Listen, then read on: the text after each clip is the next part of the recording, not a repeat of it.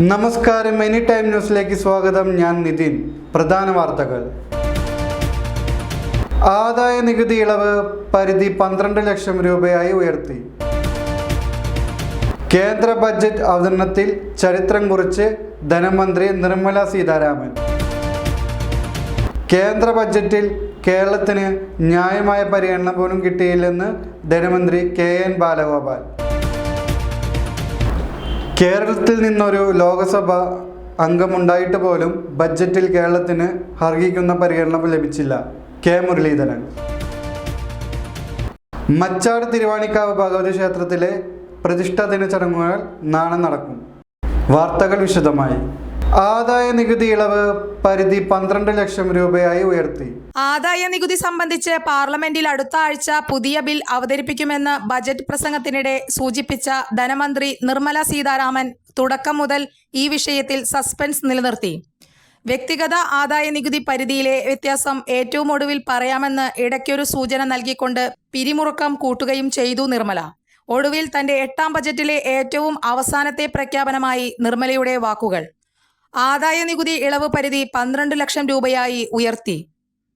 നിലയ്ക്കാത്ത കയ്യടികൾക്ക് നടുവിൽ ഭരണപക്ഷാംഗങ്ങൾക്ക് പോലും അവിശ്വസനീയത. 5 ലക്ഷം രൂപ വരെ ഉണ്ടായിരുന്ന ഇളവ് പരിധിയാണ് ഒറ്റയടിക്ക് 12 ലക്ഷമാക്കി ഉയർത്തിയിരിക്കുന്നത്. ഫലത്തിൽ പ്രതിമാസം 1 ലക്ഷം രൂപ വരുമാനമുള്ളവർ പോലും ഇനി ആദായ നികുതിയുടെ പരിധിയിൽ വരുന്നില്ല.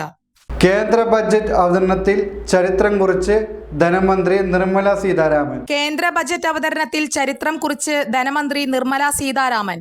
3ാം മോദി സർക്കാരിന്റെ 2ാം ബജറ്റും നിർമ്മല സീതാരാമന്റെ 8ാമത് സമ്പൂർണ്ണ ബജറ്റുമാണിത്. ഇതോടെ സ്വതന്ത്ര ഭാരതത്തിൽ ഏറ്റവുമധികം ബജറ്റുകൾ തുടർച്ചയായി അവതരിപ്പിച്ച റെക്കോർഡ് നിർമ്മല സ്വന്തമാക്കി.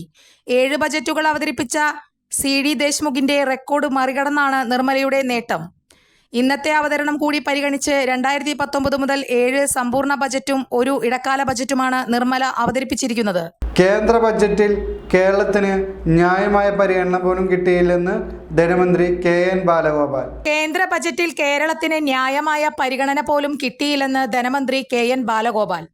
രാഷ്ട്രീയമായി താൽപ്പര്യമുള്ള സംസ്ഥാനങ്ങളിൽ കാര്യങ്ങൾ ചെയ്യും. എല്ലാ സംസ്ഥാനങ്ങൾക്കും ഒരേ സമീപനമല്ല. കേരളം ന്യായമായി പ്രതീക്ഷിച്ച കാര്യങ്ങളുണ്ട്. പ്രത്യേക പാക്കേജുകൾ പ്രതീക്ഷിച്ചു. കണക്കുകളാണ് സംസാരിക്കുന്നത്, രാഷ്ട്രീയമല്ല. വയനാടിന് പാക്കേജ് ഒന്നും പറഞ്ഞില്ല. വിഴിഞ്ഞത്തെ പറ്റി ഒന്നും പറഞ്ഞില്ല. വിഴിഞ്ഞത്തിന് വേണ്ടി വകയിരുത്തലുമില്ല. കഴിഞ്ഞ വർഷത്തെ ബജറ്റ് ഡോക്യുമെന്റ് നോക്കിയാൽ 75,000 കോടി കിട്ടണം. എന്നാൽ കിട്ടിയത് 32,000 കോടി മാത്രം. സംസ്ഥാനങ്ങൾക്കുള്ള വീതം വെപ്പിൽ വലിയ അന്തരമുണ്ട്. കേരളത്തിന് ഒരു പരിഗണനയും കിട്ടുന്നില്ല. വയനാടിനെയും വിഴിഞ്ഞത്തെയും അവഗണിച്ചത് ദുഃഖകരമാണ്. ഇതിൽ പ്രതിഷേധമുണ്ട്. കാർഷിക മേഖലയ്ക്ക് വലിയ തിരിച്ചടിയാണ്. ന്യായവില ഉറപ്പിക്കാൻ പോലും സംവിധാനമില്ലെന്നും അദ്ദേഹം കുറ്റപ്പെടുത്തി.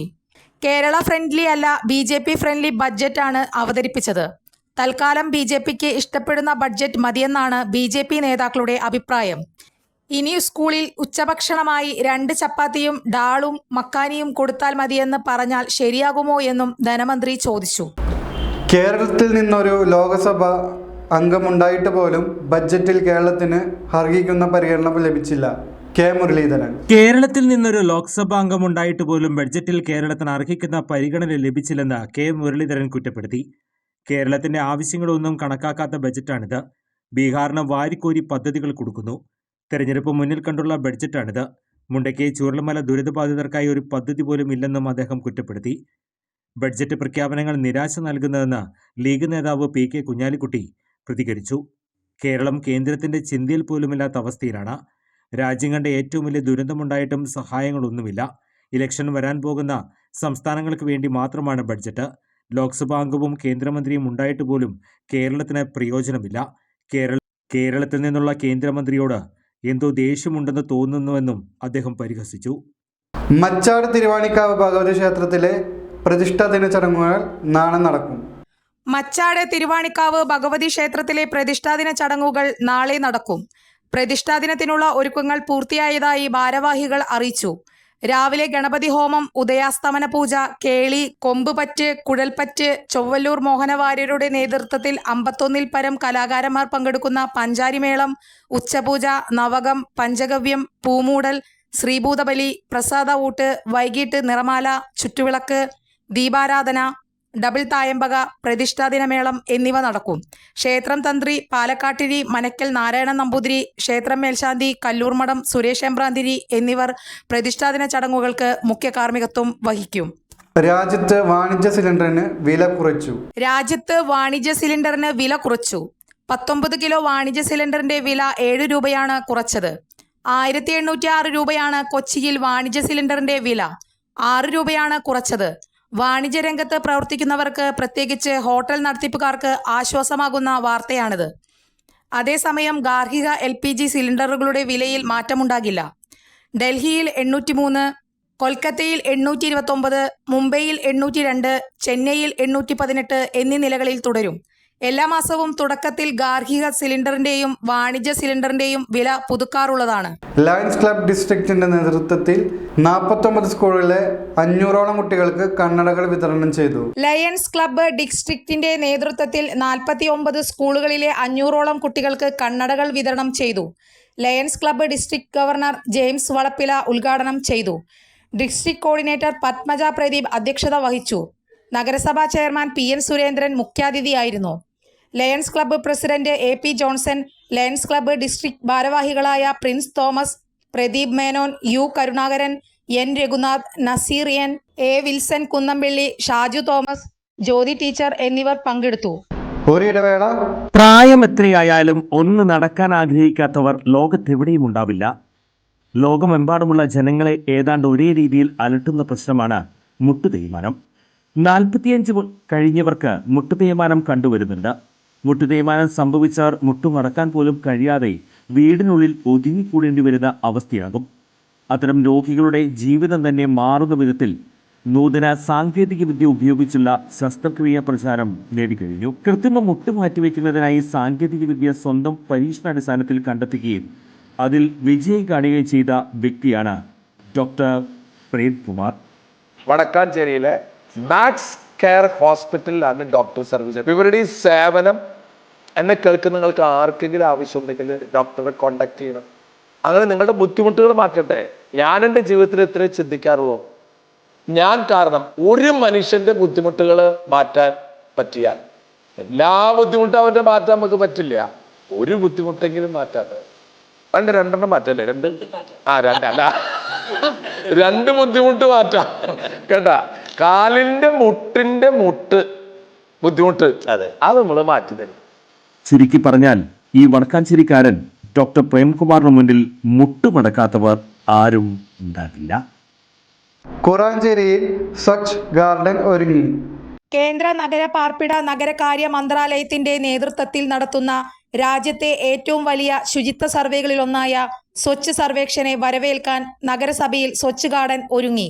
നഗരസഭയിലെ 27ാം വാർഡായ കുറാഞ്ചേരിയിലാണ് മനോഹരമായ സ്വച്ഛ് പൂന്തോട്ടവും വാട്ടർ ഫൗണ്ടനും ഒരുക്കിയിട്ടുള്ളത്.